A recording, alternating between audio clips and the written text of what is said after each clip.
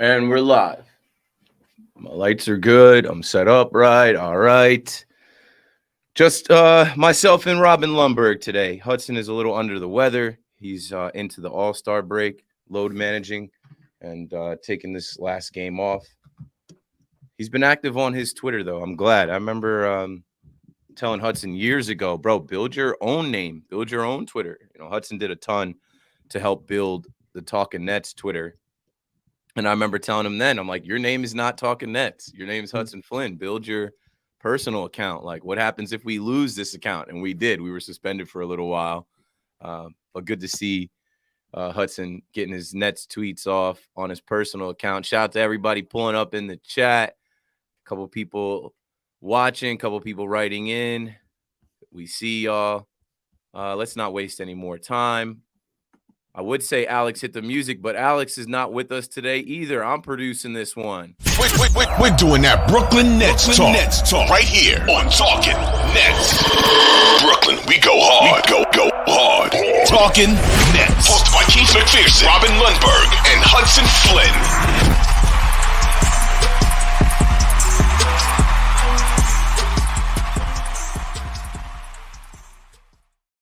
Yes, sir. Welcome back to Talkin Nets, episode 194 on the road to 200. Keith McPherson, Robin Lundberg joining you on this Thursday afternoon. The Nets are done playing basketball until next Friday. But what a game last night. I bet on that game last night, and I wish I bet more. I wish I dreamed bigger. I wish I thought more of what those guys could do. But it was awesome. I didn't make it to the game. I should have. But I was just a little tired from doing the, 2 a.m. Radio and not getting home till 3-ish. But whatever.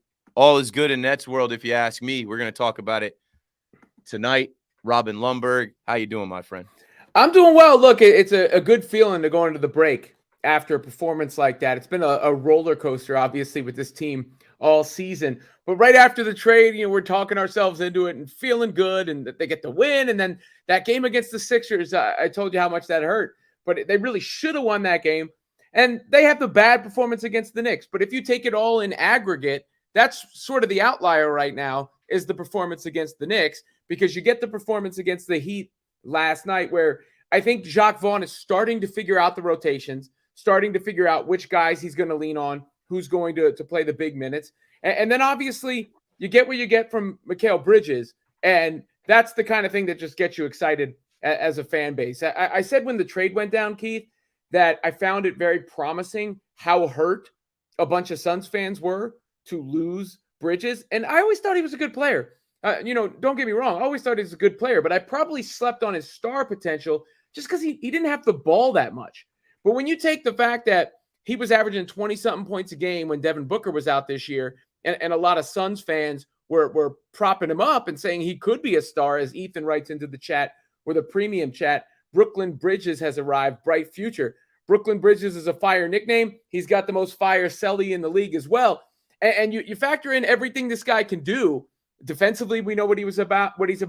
He can shoot the three. He's got the pull-up game. He never stops moving off of the ball. He is working and getting better as an initiator of offense with the ball in his hands. I do think there's a chance he could really blossom into a star here. And it feels like something is growing, right? Like that's the cool part about it. It's like, oh, okay, this is ours and this is growing. It's kind of crazy, too, how warped time is. Like, tomorrow is Friday, and that makes it 2 weeks since Kyrie forced his trade out of here, and all of this started to change. And I feel like, the end of the era, all things considered, for it to end in the middle of this season, which was supposed to be the all-in season, instead of it ending at the end of the season and the Nets coming up short, like it kind of gave us new life in the middle of the season where you're looking at a 5-seed Nets team with talent. And yeah, it might not have gone exactly how we planned at the deadline. Yeah, it hurts to lose superstar talent. It's super weird looking at KD in the Suns uniform and Kyrie even with the Mavs. Kyrie missed a game last night for the Mavs, and the media is still on Kyrie. It kind of gave me a relief. Like, all right, we don't have to keep fighting for Kyrie. He is not our problem anymore. But yeah, it's crazy in the NBA how quickly things change, how the deck gets reshuffled, and now you're looking at a Nets team that has no real pressure, no real expectations. Everybody's saying what they're not going to do. So whatever they do is an overachievement. Last night, they weren't favored to win that game. The Miami Heat fans travel well, and you could hear "Let's Go Heat" chants in Barclays Center. I've been in there for games last year, 2 years. It's gone on for a long time, but we sent those goofies packing because Mikal Bridges ascended to being the superstar, the best player on the team. And if you look at the last two games, right? Robin mentioned we should have beat the Sixers. We should have, or should have at least got the chance to beat them in overtime, whatever. They're still figuring things out. Jacques Vaughn is still figuring things out. He talked about 10 guys playing and how by the playoffs, that's going to shrink to 8, maybe 9. And this is all a work in progress, right? There's a lot of talk about Cam Thomas. We'll play his post-game clip, his post-game comments. But yeah, when you saw Cam Thomas going off for 40 back-to-back-to-back nights, that was before reinforcements were on the way. And now they're kind of figuring out the pieces of the puzzle. I knew that it wasn't going to be a night where Spencer Dinwiddie chucked up over 20 shots because that's what happened against the Knicks. Spence was trying to lead, but I'm sure they went and watched that film and they strategized and they said, hey, we got to move the ball, and Bridges is the guy. Let's get the ball in his hands. Let's get him as many open looks and opportunities, and then everybody else kind of feed off of that, which I felt like they did last night, and then they played defense. This is now a team that their identity is going to be defense and shooting the 3-and-D team, not just 3-and-D wings, but it's like there's a bunch of guys that can shoot, and there's a lot of guys that are locked in on defense, and Bridges himself last night said defense comes first, right? I like that. A lot of Nets fans have been saying, okay, we're getting back to the mentality, the Brooklyn grit, the Brooklyn way, like hustling, playing defense, and just having that energy and passing the ball, moving the ball around. Anybody can be the guy to knock down a 3. But I think it's clear that Brooklyn Bridges is the best player on the team, should be the focal point star of the team. And guys like Spencer Dinwiddie and even a Cam Thomas, even a Cam Johnson, they got to kind of understand that, like, hey, this guy is the guy that's probably closest to being the next all-star for the Nets. Rumor was that a team offered 4 first-round picks for him, and we're seeing him embrace the moment.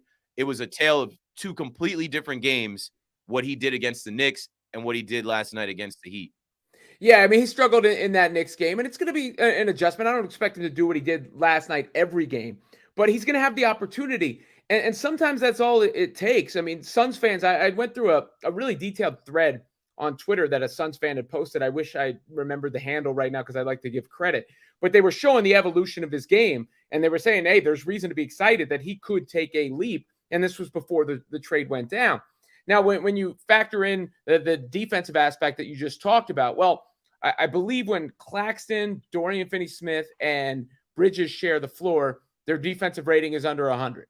So that they do have clamps on teams. That's really good in today's NBA.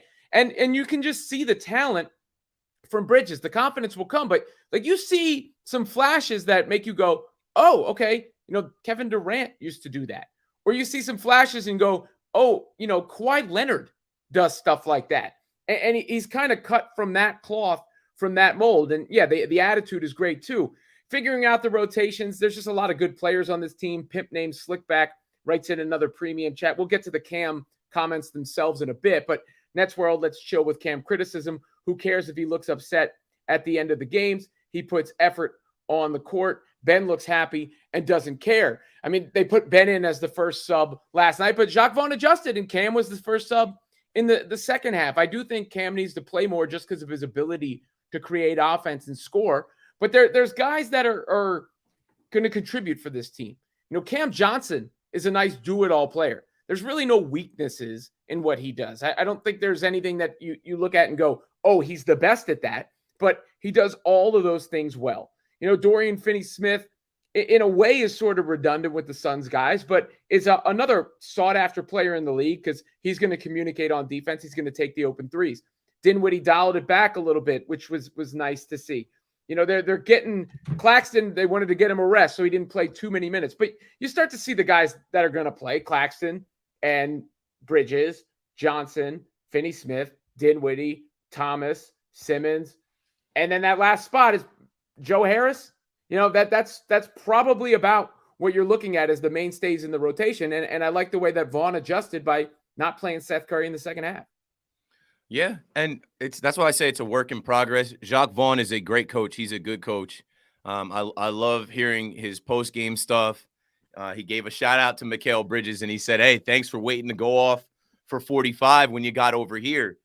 He couldn't really do that on the floor with DeAndre Ayton and Devin Booker and CP3 and, all of the talent that they had in Phoenix. But now there's an opportunity for him here in Brooklyn, and it seems like he's embracing it. He says he loves the nickname, Brooklyn Bridges. I think it was destiny. It was written. It's too perfect. It's too easy of a nickname. Brooklyn Bridges. You hear the Brooklyn Brigade chanting that, and I'm happy with this team, man. I know everybody is having a tough time. It's a tough pill to swallow that the KD Kyrie era ended the way it did. It seemed like it was a crash and burn. It was an abrupt end. But, there's light at the other end of this tunnel. This team right now is a team that we expect to make the playoffs, and not just make the playoffs. I expect this team to, not even be in the play-in. I know that sounds far-fetched because everybody expects them to drop. I know that, everybody's counting them out, but none of that matters. I think they're motivated. I think when you listen to the post game, these guys talk about how everybody in there knows how to play basketball. They know what to do. And last night was an interesting night in the NBA. Let me see if I can pull the standings up. You have the Celtics at 1, and the Celtics, they just played the Bucks. The Bucks beat them in overtime the day before, and the Celtics rested some guys. But I just look at the Celtics as a clear-cut favorite in the East. They're the 1 seed. Giannis and the Bucks, those guys are going to stay right there, right on their heels. If they don't catch them, I don't know, maybe. But then when you look at 3 and 4, the Cavs lost last night, but 3 and 4 are right next to each other. So I think there's going to be back and forth between the Sixers and Cavs. And now we get to the Brooklyn Nets at the 5-6 spot. In less than 2 weeks, we'll run it back against the New York Knicks in Madison Square Garden. I guarantee you it's a different game. I guarantee you the Nets have a chip on their shoulder looking to beat the Knicks. And the Knicks went down to Atlanta last night and beat the Hawks pretty easily, pretty handedly. Those are your top 6 teams, and I think it's going to stay that way some, way or the other as far as, I don't really think there's going to be too much movement, maybe between 3 and 4, 5 and 6, but fingers crossed for that. I think that's what the whole second half needs to be. I think the whole second half literally needs to be okay, what do these guys have to do in 20-some-odd games to make sure that they don't fall into the play-in? Ding, ding, ding, ding, ding. If you don't fall into the play-in, you already improved from last season.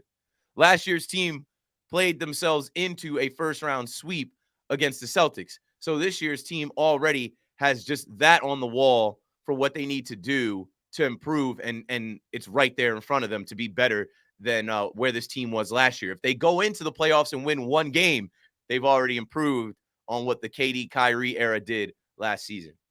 Yeah, I mean, I look at those teams that are bunched up with them. I don't think the Nets can't beat the Cavs. I think the Nets could beat the Cavs in a playoff series.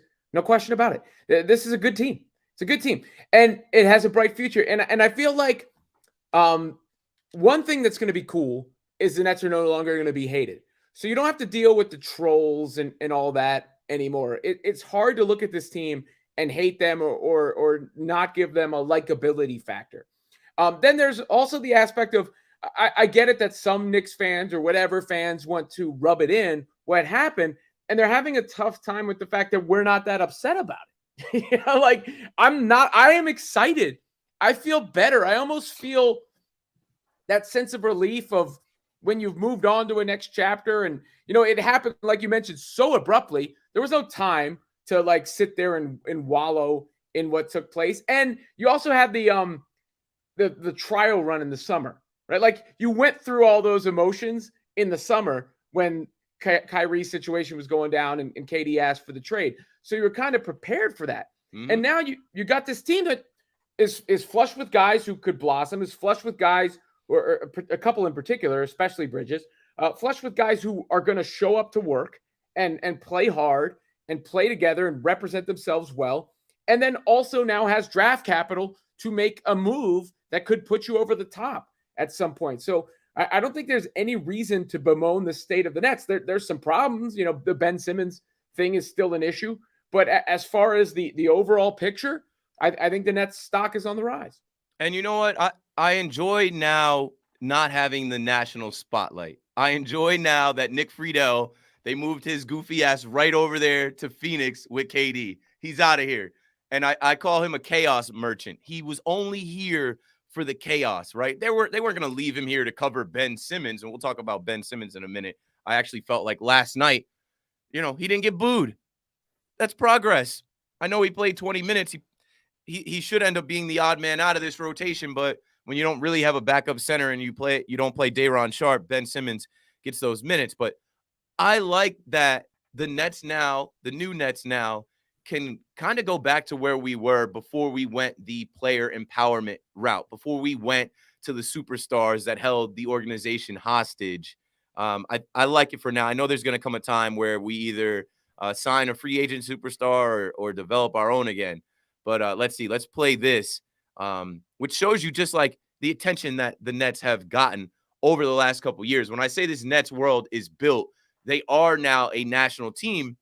Even though they don't have KD and Kyrie, like people still are looking at the Nets to see what the Nets do next. And now we just don't have the microscope and the pressure of, oh, they have two stars in KD and Kyrie. They have to win it all.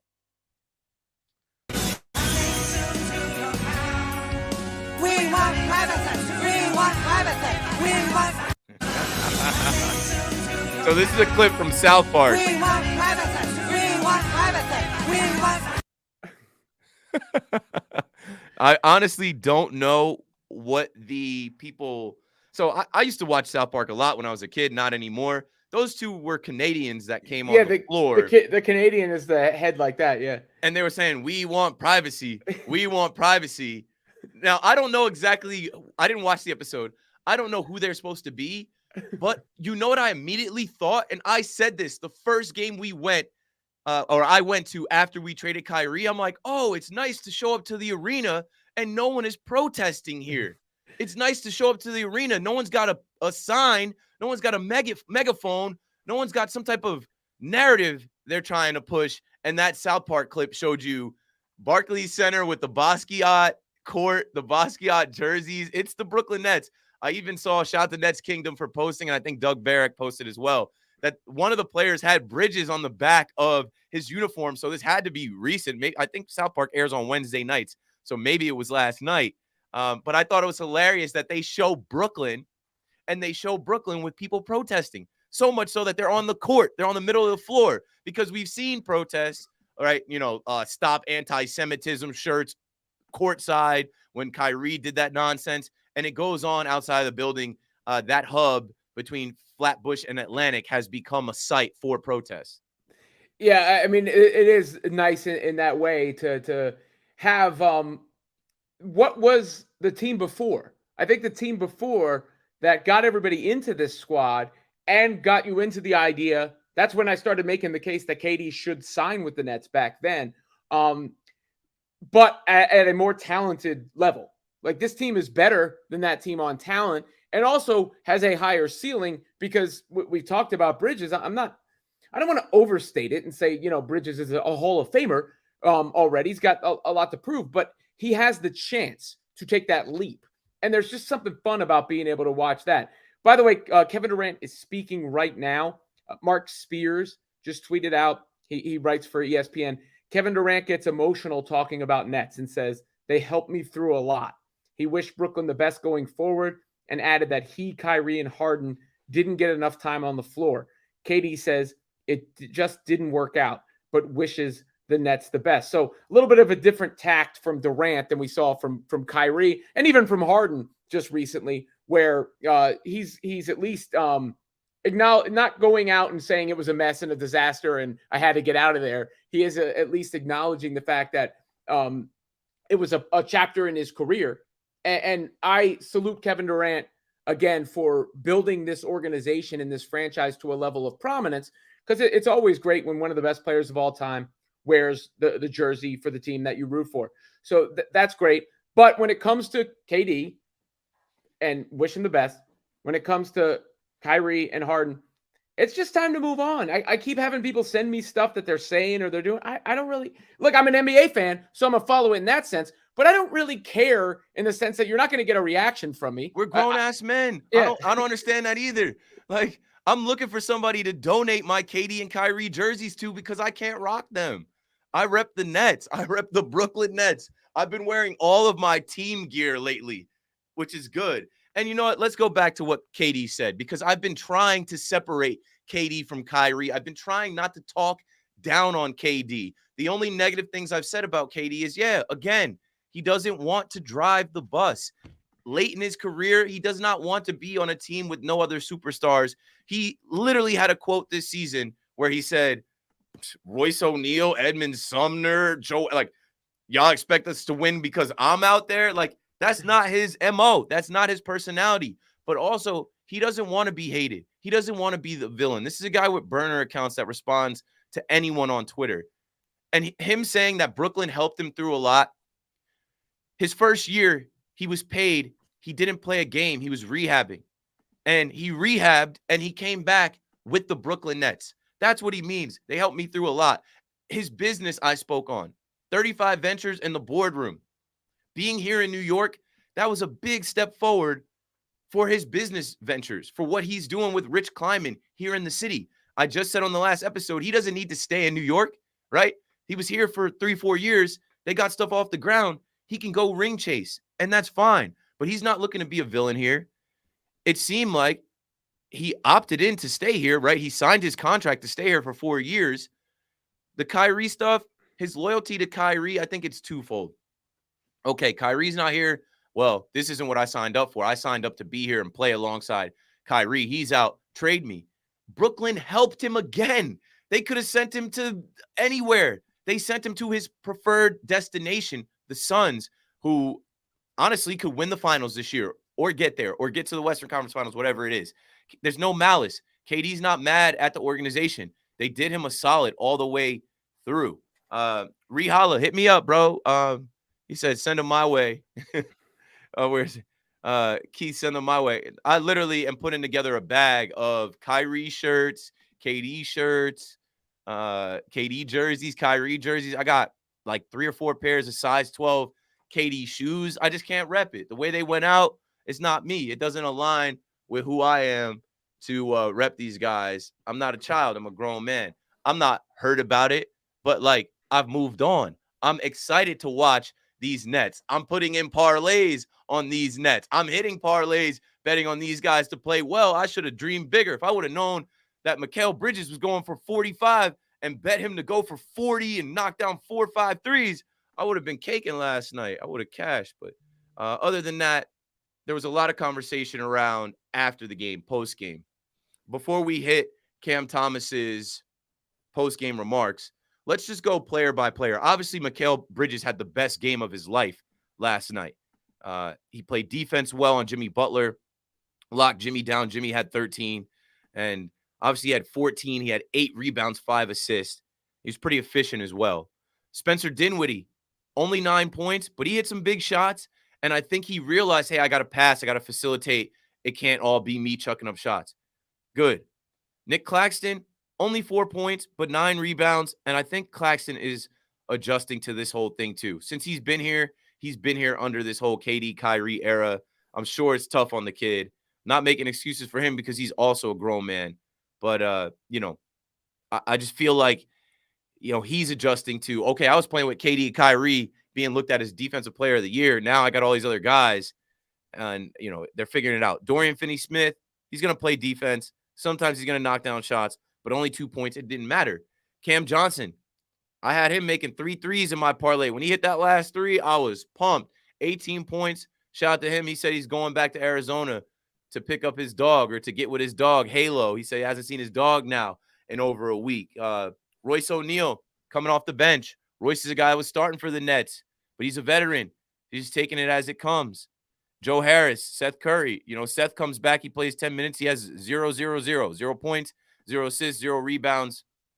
I'm not really sure about him. Joe Harris in this past KD Kyrie era, the short, couple games, he's been better. I'm not really mad at him. I mean, I know he gets a lot of money, or he makes a lot of money to not be doing that much, but it is what it is. They'll figure it out with him. And then speaking of making a lot of money and not doing too much, Ben Simmons played 10 minutes. He gave you 2 points, 4 assists, 4 rebounds. The more he flies under the radar, the better. And last but not least, Cam Thomas comes off the bench. And I didn't mind how Cam played at all. I didn't mind what he said after the game at all. He had 19 points, 4 assists. He found Bridges for a big 3, 2 rebounds, and that's 21 minutes off the bench. Robin, before we play Cam's quotes, anything you have to say about any of the players individually from last night, what you saw? Yeah, I'll focus on a couple of the guys who are less prominent in their roles now, but prominent in their names and salaries, as you mentioned. Joe Harris has been better since the trade. I wonder whether those minutes should go to Yuta Watanabe, but that's I'm willing to see what Joe has there. The ball is flowing. He's hit some threes. Obviously, he seems a little bit more comfortable with this team. And then when it comes to Ben Simmons, I feel like they've tried everything to really get him going, and it just doesn't seem like that's going to happen. There's plenty of times he's borderline unplayable, but I will say he did okay in his minutes last night. And if that's going to be his role, because they don't have a second backup big, it's not like you can be campaigning for Sharp to be in there getting those minutes. So if Ben is going to come in and be the backup big / point guard in those minutes, that's probably the best possible role for him the remainder of the season, because it limits how much he's going to be on the floor, but also maximizes what he is able to give you right now, even if it isn't that much. All right, cool. Let's go ahead and play what everybody on Nets Twitter was talking about. I don't know. I want to say this, and I'm not pointing fingers at anybody, but there's too many negative Nancys in Nets world. I get it. We just came out of this whole turmoil, all this toxicity and drama with KD and Kyrie. So people are just looking for the next controversy. The Narrative Basketball Association. There's always got to be some type of underlying theme or narrative, and I don't really think it's that big. Let's play what Cam Thomas had to say after the game last night. Jock's been asked a little bit about, guys adjusting to roles after the trade, and, you had been starting a couple of games before that, and now it's more of a bench role. How did you approach that mentally, especially with tonight coming in and having a really hot night, scoring off the bench? Just do my job. That's about it.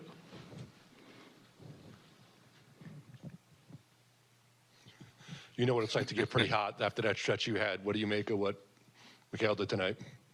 Yeah, it was good. He had it going. He was very efficient.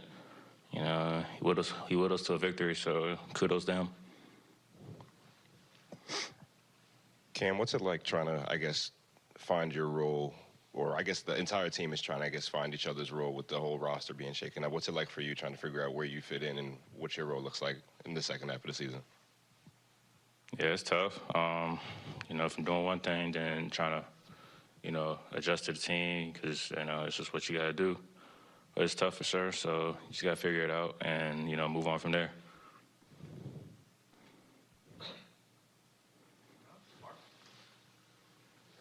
Again, it looked like Mikal took over the first unit. You were the scoring outburst off the bench with the second unit. Is that like a blueprint that you think you guys can stick with the rest of the way? I don't know. We got to see. I don't think anything is. We're still. I guess the coach is still trying to figure everything out. So I don't know. I don't have an answer for you. Hey, Cam. All right. So let's take this pretty much question by question. I had no problem with the first question. The guy's asking him, hey, you're on the bench. We know you just made history with back-to-back 40-point games, but you're on the bench. You're coming off the bench. How are you dealing with coming off the bench? The kid's like, I'm just doing my job. Like, what's he supposed to say? Yeah, I want to be a star in this league. Last week when he was being interviewed, he had a lot more of a smile. He had a lot more energy and emotion. And think about what happened to this young man. He set an NBA record, the youngest player ever. He just made history. And now he's back on the bench. And it's almost like, the kid wants to play so bad. He's shown what he can do. And he feels like, why am I not the guy? Why? Is it because I'm young? It is. It's his second year in the league. He's 21. They don't trust him yet defensively. They don't trust him to make the right pass. There are veterans here now, and there's more veterans here than were here when it was KD and Kyrie. Also, he also was quoted last week saying, of course I want to play in NBA games, right? The whole ain't shit funny and people talking about him not smiling. He's like, you be foolish to think any NBA player doesn't want to play in NBA games. This is a kid that grew up watching the league, obsessing over Kobe Bryant, came into the league. James Harden, his favorite player. He gets to play with Harden. Like, the guy wants to be out there. I have no problem. He started to kind of, I guess, show a little bit more frustration when they asked him about his role changing. He said it's tough. But, like, it's tough for anyone as a kid figuring out your role in the workplace. And, he's got to be humble. I also feel like he's a 21-year-old kid. He's ready to get out of there. It's the All-Star break. I'm ready to go home. We won the game. What do y'all want from me? I came off the bench. I outscored the Heat's bench by myself. Like, is anybody asking me about that? No, you guys always want to make it about, oh, I'm on the bench. I was getting DMPs this year. It's okay. I feel like people blew it up to be like he's selfish. He doesn't care about the team. He's not happy for the team winning. Yo, it's the All-Star break. He's a 21-year-old kid that also just got taxed $40,000 for being a kid and making a mistake and saying something that kids say. I think now he's tightened up his media availability. He's tightened up his approach. And he doesn't have to be happy about coming off the bench. I'm sure the kid feels like he's a starter. Go ahead, Robert. Well, we got a premium chat from John. Is it Sable? Cam learned the ways from KD on how to deal with the press. 25 games for this team to gel and cause havoc. Positive spirits. Look, Cam has to get better at this. He does. There's a reason they want him out there, and he's going to speak because there's an interest in him, and people care. And he also has a lot of potential. I don't think you just score 40-plus 3 games in a row in the NBA and not have the ability for that to translate into a bigger role. And in fact, we saw it last night when he came into that game. Jacque Vaughn admitted he changed the game a little bit. Teams are doubling him, even tripling him at times to get the ball out of his hands. He can score. And I believe, given the position the Nets are in, he should be playing 25 to 30 minutes a night, something in that range at least. So I understand why he'd feel a certain type of way about having his minutes reduced and taken away where he's the last guy coming off the bench after that stretch. And you also have to go back to even Steve Nash. Steve Nash and Jacque Vaughn have both maybe not been so thrilled with the idea of just throwing Cam front and center, which tells me maybe something has gone on behind the scenes. And then you see Cam out in front of the camera and you go, oh, okay, that's why. The eye roll about Nash in the past, the locker room celebration where he was the one guy who was sort of surly last night. I'm not going to sit here and bash him or say, he's got the worst attitude on planet Earth. In fact, I think his game has improved. I used to be frustrated when he would come into the game because he was a nut and he was just throwing shots up. Now he is passing the ball. Now he is trying to play within the team. So we're seeing progress. We're seeing the right kind of steps. He just needs to mature a little bit and understand what comes with the territory and what comes with the business. Yeah, I mean, I got no problem with it. I just look at him as a kid. He's 21. He wants to play. He's figuring things out. That $40,000 hit his pockets hard. That's not fun. And he made a mistake. He's learning from it, and this whole thing is a learning experience. He was drafted by the Brooklyn Nets. The Nets are going to use him however they want to use him, and he knows it's his job to do whatever they ask of him. His time will come, and I hope it comes here with the Brooklyn Nets. All right, last call for, I guess, chat questions. I will check these voicemails, and we'll close this thing out. Let's see. I see you guys through a few things. One, shout out to Dylan. He's like, yo, Keith, we need some new Talkin Nets merch. We only had merch when we were under John Boy Media, who has a merch store, and we had a graphic designer that I could work with and say, hey, draw up this idea for me, right? I think we need a Nets World hoodie. Take the world and the Scarface, the world is yours banner, and switch that and put Nets World in it. That kind of thing is what we used to have. If we do return with Talkin Nets merch, it would probably be through netsworld.org. I'd have to get in touch with those guys, but I don't have a Shopify account. I don't have we're not there. We're not doing that right now, but I would love to have some merch. I need that white Basquiat Bridges joint. Some Brooklyn Bridges shirts. Yeah. No, but I'm just gonna I'm waiting for the team store. Oh, the jersey, just the number one Bridges. Yeah. I mean that's hard. But I mean, of course, we take our own merchandise. I mean, I'm not gonna say no to that. Keith, you should sit down and talk with Cam. I would love to. I would love to talk to that young man and tell him he's great and he's gonna be great and he's got a long career ahead of him and he's got the chance to be great right here in New York and be an icon and be the man and just keep going, bro. You're an NBA basketball player. When I was 21, I was dropping out of college. I was unsure about everything in life. I was unsure about what I wanted to do if I could do it. Like Cam Thomas is great. He's already a bucket in the NBA. He's just got to learn patience. He's just got to learn the professionalism. And I think he is learning it. He'll be fine. Let's see. These are great questions. Ramon Castro, why is Talkin Yanks on Yes Network and not Talkin Nets? There's time slots for both shows. You know what? That's a good idea. We're not under John Boy Media. and one day I had this conversation with someone recently. I don't really talk about it too much because it's not going to make them look great. But one day the whole truth will come out, and I always tell the truth, so I have no problem with it. But like the whole reason this show is called Talkin Nets is because when Talkin Giants and Talkin Yanks and Talkin Knicks and Talkin Baseball came out, they had the idea to start a podcast for Nets fans. The only Nets fan they were really connected with was me. But along the way, we became disconnected. So we don't have a deal with the Yes Network. Shout out to the good folks at Yes Network. I credit them for putting me on. They reached out to me in 2019, put me in commercials, put me on the channel. We did some live streams and stuff. But yeah, just we're not involved with John Boy Media. Maybe we can make it happen, separately though. Like Ryan Rucco is a good friend of mine. He does Nets broadcast. I'm not saying it can't happen, but the question is, why is Talkin Yanks on there? John Boy Media signed a deal with Yes Network. We're not under John Boy Media. We're doing this under Audacy and ourselves. Myself, Robin, Hudson, Alex. That's it. It's a 4-man operation, and that's why we don't have merch. That's why we don't have things. But like that can all change. We're doing this season, and I don't plan on stopping this. Somebody can come in and say, hey, we'd like to help, or we'd like to put you guys on. And that's why you keep the brand going. We're approaching 200 episodes. Go ahead, Robin. Yes Network, if you're listening. I'm doing radio with Michelle Beadle and Frank Isola next week. Beadle used to work at Yes, right? And Isola's there now. I'll see what's what. But you never know. I remember when Kyrie and KD signed with the Nets. I reached out to Elliot Wilson who was running Tidal at the time. Shout out to Elliot Wilson to make sure that Brooklyn Go Hard got put on there because it wasn't on there. And he got that up a minute later. So sometimes these things can happen quickly. You don't know. And I just saw ESPN put out a tweet. This is pretty interesting because KD was talking about how the Kyrie trade was tough to stomach.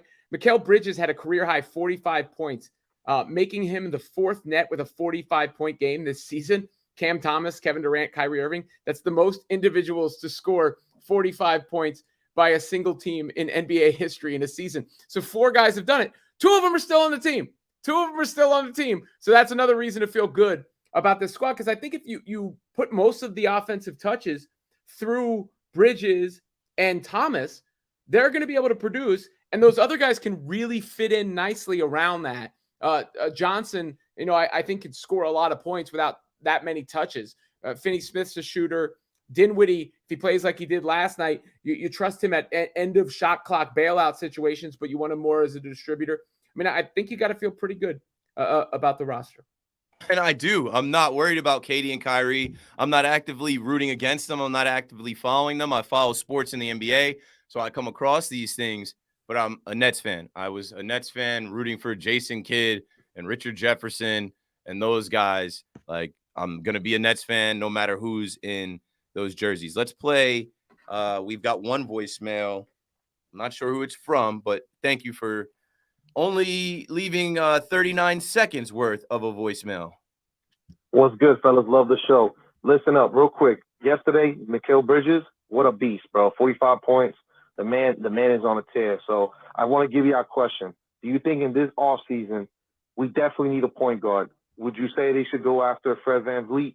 If not, what other point guard to set this guy up? Because with a point guard, not only Bridges, but Cam Johnson, whoever else, all these shooters we have, they'll be tearing it up. So we definitely need a point guard and definitely need a big man too. So what do you guys think? What will be a realistic trade free agent target this offseason? Thanks. Right. I was about to say trade deadline's over, bro.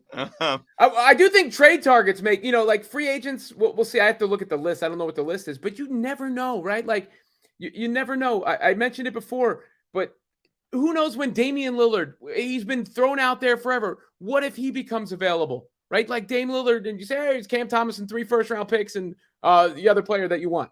That it's not out of the question. I'm not saying that's going to happen. Fred VanVleet's another guy that they've been linked to. I don't think this team is that far away from competing again, and they at least now have the assets to make those sort of moves happen. Pip named Slickback with another premium chat. I like KD and I wish him well, but my younger cousin almost stopped watching the NBA last year during the drama last spring. I'm glad this era is over. Amen. Nets fans, it's okay to be happy. It's okay to be glad that it is over. I'm more excited. I think I'm more just genuinely excited than I was before. It was almost like an obligation before, right? Not that you weren't rooting for the team, but you felt like you had to be there. They had the expectations. Every time something went wrong, it's like, the world is crumbling apart. Now it just feels more organic, I guess.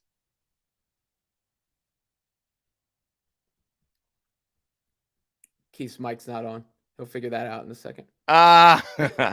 My mic was muted. Sorry. But yeah, I was saying I love that now we have more Nets fans. This Nets world has been built and the cupboard is not barren. There's talent on this team. And whatever they do this year, there's no pressure. Like whatever they achieve is going to be fun. And you can get back to like actually watching basketball and not worrying about what somebody's going to post on Instagram or Twitter. Not worrying about how long is this guy going to be out? Is he rehabbing? When's he going to return? Like Mikal Bridges plays every game. The best availability is availability, or the best ability is availability. The guy's always available. Like that's something you can count on. We have players that we can rely on, and there's less of the like ego and the diva-ness. And I think that's solid, especially in New York and Brooklyn. Like I said, like I can't rock with KD and Kyrie because I just can't relate. Like it was cool to have superstars. I was all in. Yes, we got them. They chose us. But the way they kind of played the organization and left and put themselves in front of the team and the fans and the loyalty that we have to like our home team, our area, like we can't rock with them. So let's see. No more voicemails, no more reviews either. The last review was sent on January 24th from Joel Bird's Eye View. If you're an Apple guy, go ahead and leave us a review. Those reviews help us when, let's say, I don't know, the Yes Network wants to check out the Nets podcast we do. They're going to reviews to see how many stars and what people are writing about the podcast. We lost a ton of reviews because we switched our feed. The old feed had over 100 reviews from 2019 to now. But go ahead, Robin. Yeah, I just was going to mention one more thing from the Durant thing because we'll fully be past this by the time we recorded again. But he talked about Kyrie's trade demand. He said, I was upset that we couldn't finish. I thought we had some good momentum. We were finally building the culture that we always wanted. But I didn't know what was going on with Kyrie in his situation. It was a blow to our team. That was tough for me to stomach. I love playing with those guys throughout the year. It's a very strange answer. He's trying to leave on good terms, trying to say they're in a good spot and shifting the blame to Kyrie. But then again, as soon as it got rough. It's so obvious, bro. It's so obvious. Kyrie went rogue. Kyrie wanted his extension. And when he was getting these contracts with stipulations and conditions and things that he had to do to trigger money, like you got to play 80% of the games, that's when he felt like, oh, I'm just being tolerated. Oh, people don't like me. I want to be somewhere where I'm unconditionally celebrated. I'm going to blow this whole thing up. You heard right away, KD was surprised by the trade request. So Kyrie didn't text KD to be like, hey, bro, I'm about to literally blow up the team in Brooklyn, where KD said, yeah, we were building the culture. We were like, this team went 18-2 at one point of the season. They had a 12-game win streak. You got to be a Looney Tune to decide, fuck it, I'm going to put my contract extensions in front of this right now and blow this thing up. When the team was literally like, that's what pissed me off. When I got on WFAN, I'm like, I don't even want to talk about this shit because it's clown shit. Like that Friday night, I had a 5-hour show. I'm like, we'll give it 1 hour to talk about Kyrie. But like, this is the end. It's signaling the end. And what I don't like about it is, ew, Kyrie, you put your contract in front of the team. You're making $37 million. You put your contract negotiations in front of what we're doing as a group. We're trying to survive while KD is out. And you put your ego in front of all that. Like, I can't rock with people like that, bro. I'm always trying to be a great asset to any team I'm on. I'm always thinking about others. I'm never putting myself in front of a bunch of other people because it's bigger than me. Everything is, none of us are that big. So, hey, shout out to everybody in the chat. I know people are still trying to figure out like a couple things. Him named Slipback is I can't, whenever they're throwing money at us, he says one last thing.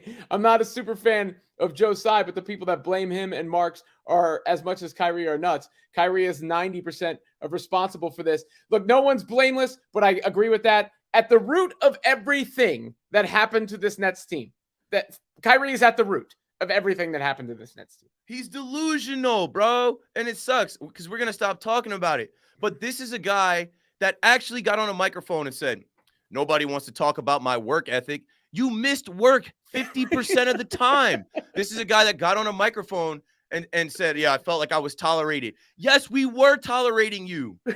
If you watched the game last night, there were Jewish people. There's always Jewish people at the game. So I'm not saying this like this was a rare thing. But there was a Jewish man courtside with a yarmulke on. That is Brooklyn. There's a huge Jewish community in Brooklyn. I spoke on WFAN last night about how I'm from Monmouth County, where a lot of Jewish people from Brooklyn come down and vacation in the summer. I spent 3 summers working at a Jewish summer camp that was hosted at my middle school. So that's how I was connected there. Like football players, wrestlers, baseball players, like all the athletes, we would work at the school. So I connected with a lot of people in the Jewish community. I ran into a guy that I didn't know from like 10, 15 years ago. He was at Barclays. And like, sometimes I run into people that know me from Talkin Nets or WFAN, and they come up and say hello. And I thought he was doing that. And he's like, you don't remember me? And I'm like, no. But then after a while, I'm like, okay, I remember your face. And I processed it. And I'm like, good to see you here and your family here. They were tolerating Kyrie because Kyrie posted an anti-Semitic movie and then didn't want to give an explanation for it. That hurts business, right? It hurts business when you don't want to be vaccinated. You're the only player on the team unvaccinated, but then fast forward, you think that you're deserving of a guaranteed 4-year, $200 million. Like the world doesn't work like that. That's never how things are going to go. So we're done with that. We're done with that. And we're done with the show. Anybody have anything else in the chat? Robin, anything else? Because now we're going into All-Star break, and my hope, fingers crossed, Nets Kingdom, Locked On Nets. My hope is that next week we can do mashup pods, Talkin Nets X Nets Kingdom, Talkin Nets X Locked On Nets. Give you guys 2 episodes next week when there's no games, and then the games come back on Friday, and we make the second half push. Brooklyn Bridges. That's what I got. And it's funny, like people now, don't get vaccinated. That's correct. Bro, I don't give a damn about the vaccination stuff. Now, MLB just dropped their COVID-19 policies. But think about where we were at the time. The whole team took the shot, right? That's the team saying, this is what it takes for me to play basketball in this state. I'm getting the jab. I didn't want to take the shot, but to do my job, to go to spring training, just to be around coaches and players, and I had to get vaccinated. So everybody else could roll up their sleeve, but not Kyrie. He's better than everybody else. So now the Dallas Mavericks can re-sign him, and it's not our problem. But, yeah, that's all we got, folks. Enjoy the little break. Find some things to do. If you're into sports and sports talk radio, I've got a ton of airtime. I've got a 5-hour show tonight, 5-hour show tomorrow, and then the next 4 days of Monday through Friday next week, all 5-hour shows. So I'll be taking calls from everybody, talking about everything, and, just passing the time until we get the NBA back, tap into college basketball. Ethan said, shout out to WFAN and Audacy. Yeah, shout out to WFAN Audacy because they were smart enough to bring me in and bring Talkin Nets aboard. I saw Dylan put in there in the chat. I'm still scrolling through the chat for what people were saying. He was trying to get clarity on who owns Talkin Nets. I own Talkin Nets. That was one of the first things that we got in writing when I left John Boy Media for WFAN. John Boy wrote, "You own Talkin Nets." They wanted nothing to do with Talkin Nets. And that's perfectly fine. They're not Nets fans. They're not basketball fans. They talk about like dicks in baseball. So, that's fine. That's perfectly fine. And we're going to keep rolling and we're going to keep rocking and doing what we got to do right here for Nets fans. Brooklyn Bridges. Brooklyn Bridges. Let's go Nets. Let's go Nets. Brooklyn.